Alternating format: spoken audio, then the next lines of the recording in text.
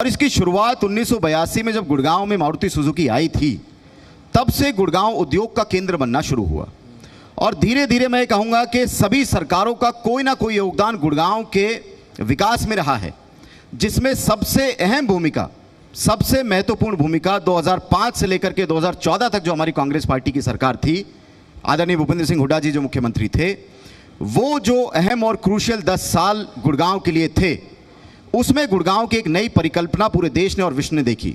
उदाहरण के तौर पर, एक पॉजिटिव शुरुआत के तौर पर मैं आपको बताना चाहता हूं कि जितनी भी आप योजनाएं आज देख रहे हैं, 10 साल की जो हमारी कांग्रेस पार्टी की सरकार थी, उसमें सबसे पहले देश की पहली रैपिड मेट्रो गुड़गांव में कांग्रेस लेकर के आए। दिल्ली से लेकर के गुड़गांव तक मेट्रो का व्यापक विस्तार कांग्रेस पार्टी की सरकार में हुआ। कुंडली मानेसर पलवल एक्सप्रेसवे, द्वारका एक्सप्रेसवे जिसका 60% काम कांग्रेस के समय में पूरा हो चुका था। गोल्फ कोर्स रोड जिसकी चर्चा आज विश्व स्तर पर होती है, जहां आप बड़ी बड़ी इमारतें देखते हैं, वो कांग्रेस के समय में डेवलप हुआ था। लगभग 350 से ज्यादा आपने ही कर दिया, तो बीजेपी तीसरी बार सत्ता में कैसे आ गई? आपको तो लोग याद उस पर भी मैं आता हूं विनोद जी। लगभग 350 से ज्यादा फॉर्च्यून 500 कंपनीज, और कोई ऐसी वैसी कंपनी नहीं, डेलॉयट, अमेरिकन एक्सप्रेस। कितनी है गुड़गांव जिले में कांग्रेस की, मेवात को छोड़ दिया जाए तो? गुड़गांव जिले में 4 सीटें हैं और चारों ही भारतीय जनता पार्टी के पास है। उस पर मैं आता हूं, उसका कारण भी मैं आपको बताऊंगा, पहले सुन लीजिए। मैं आने दूंगा ना, मैं हो गया सर, वो तो पुरानी बात होगी। 10 साल जो कांग्रेस पार्टी ने गुड़गांव के लिए किया, फॉर्च्यून 500 कंपनीज आई, मैन्युफैक्चरिंग हब बना, साइबर सिटी बनी, मिलेनियम सिटी बनी, ये सभी कांग्रेस के समय में हुआ। लेकिन उसके बाद आपने सही कहा कि लगातार तीसरी बार से भारतीय जनता पार्टी आज हरियाणा में और गुड़गांव में सत्ता में है। अहिरवाल तो पूरा ही खाली है, गुड़गांव की छोड़ो और पूरे अहिरवाल तक। और आप तो यादव आते हैं, आपसे तो सवाल ये भी पूछना पड़ेगा। बिल्कुल पूछिए, उसका जवाब भी मैं दूंगा। और सर, लगातार तीसरी बार सरकार में भी कोई साधारण सरकार में नहीं आए। ये कहते हैं ट्रिपल इंजन की सरकार, मैं कहता हूं 5 इंजन की सरकार है। म्युनिसिपल कॉर्पोरेशन इनके पास है, विधायक इनके हैं, सांसद इनका है, मुख्यमंत्री इनके हैं, प्रधानमंत्री इनका है। और उसके बाद भारतीय जनता पार्टी ने पिछली 3 और अहिरवाल में 2 राव मजबूत मंत्री हैं, एक मोदी कैबिनेट में है और एक नायब सिंह सैनी कैबिनेट में है। बिल्कुल ठीक। और जिस सीट पर आपने चुनाव लड़ा था, वहां से राव नरवीर साहब आते हैं। बहुत मजबूत मंत्री हैं, मैं आपकी इस बात से सहमत हूं।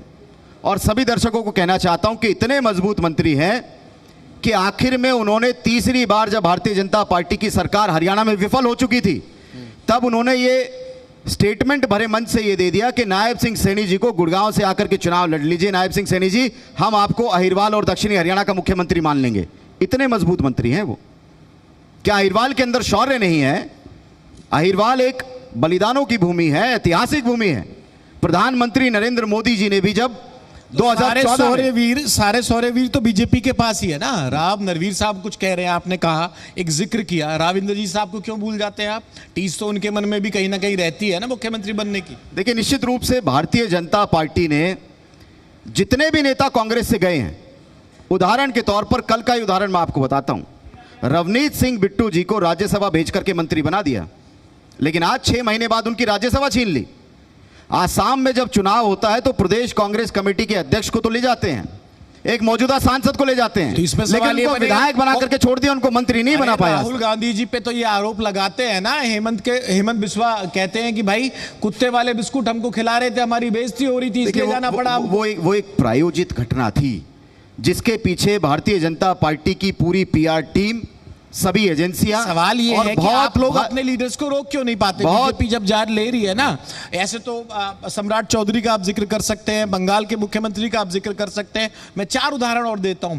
आपका फर्ज है, आप कह सकते हैं बीजेपी पे सवाल उठाने का, लेकिन मेरा सवाल आपसे काउंटर ये है कि भाई कांग्रेस अपने लीडर्स को अगर इतना अच्छा वो बीजेपी में जाके करते हैं, असम का हमने नाम लिया, बिहार का हमने नाम लिया, बिहार वाले तो कांग्रेस से नहीं थे, या फिर अपना बंगाल का हमने नाम लिया, आप लोगों की लीडरशिप में क्या कमी रह जाती है? आप लोग क्यों नहीं रोक पाते हैं? देखिए विनोद जी, बिश्नोई की बात कर लीजिए, धर्मवीर की बात कर लीजिए, सांसद है, राविंदर जी साहब की बात कर लीजिए, किरण चौधरी लेटेस्ट उदाहरण है। अब मां गई राज्यसभा में, बेटी को मंत्री बना दिया, तो कहीं ना कहीं उनको कुछ मिल रहा है। कांग्रेस अपने में भी तो झांक के देखे ना कि भाई हम में क्या कमी है। बिल्कुल। एक छोटी सी चीज है एडोन, अब जो विधायक रहे उनको सम्मानित किया बीजेपी ने अपने मंच पर। विधायक राज्यसभा की वोट पड़ रही है, 5 विधायक चले गए। एक लाइन में मैं इसका जवाब देना चाहता हूं, एक लाइन में।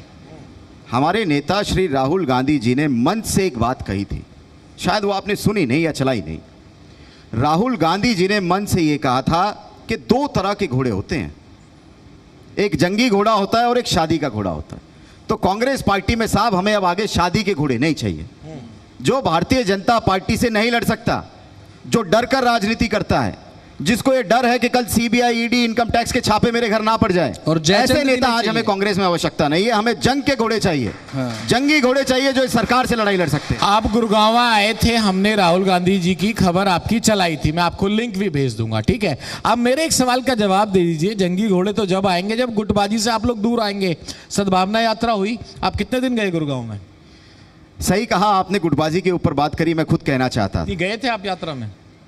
पता नहीं ऐसा क्यों है कि मीडिया को केवल कांग्रेस की गुटबाजी दिखाई देती है। नहीं दिखाते हैं आज जिस जिले में, नहीं ना, देखिए सवाल अगर आप कर रहे हैं तो उसका जवाब भी सुनना। विस साहब जब नाराज होते हैं वो खबर भी आती है, कुलदीप बिश्नोई जब नाराज हुए वो खबर भी आते। ये एक ट्रेंड बन गया है मीडिया को छेड़ना। मैं आपको लिंक भेजता हूं, कुलदीप बिश्नोई नाराज हुए, क्या मीडिया ने खबर नहीं चलाई?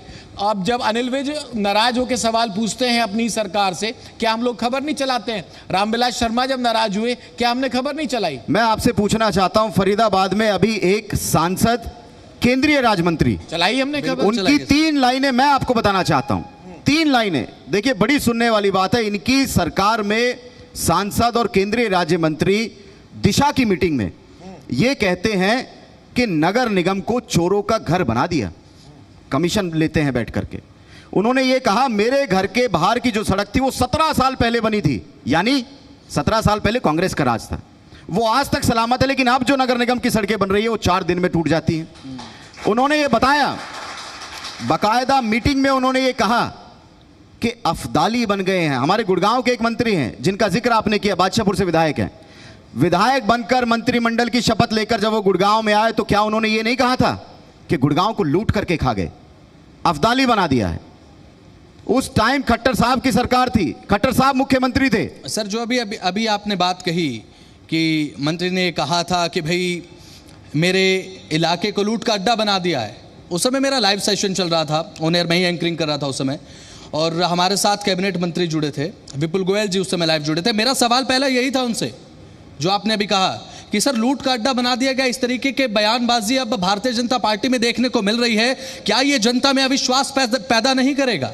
तो उनकी तरफ से जांच की बात की गई कि हम पिछले 1 दशक की पूरी जांच बैठाएंगे। तो सबसे पहले तो काउंटर ये कि चाहे बात सत्ता पक्ष की क्यों ना हो या विपक्ष की क्यों ना हो, सर खबरें तो सब चलती हैं, लेकिन एक मंच पर जब हुड्डा नजर आते हैं और वो सद्भाव यात्रा पहले अनधिकृत होती है, राहुल गांधी के आने के बाद वो अधिकृत हो जाती है, तो ये खबर मजबूरी में सबको आना पड़ता है, इंक्लूडिंग यू। देखिए बिल्कुल ठीक है, सद्भाव यात्रा पार्टी की आधिकारिक यात्रा नहीं थी। पहले मैं क्लियर करूं विनोद जी, जिस समय सुन लीजिए नहीं, आपने सवाल पूछा, पहले सुन तो लीजिए। मजबूरी में गए, मान लीजिए मजबूरी में गए। नहीं, मजबूरी में क्यों गए?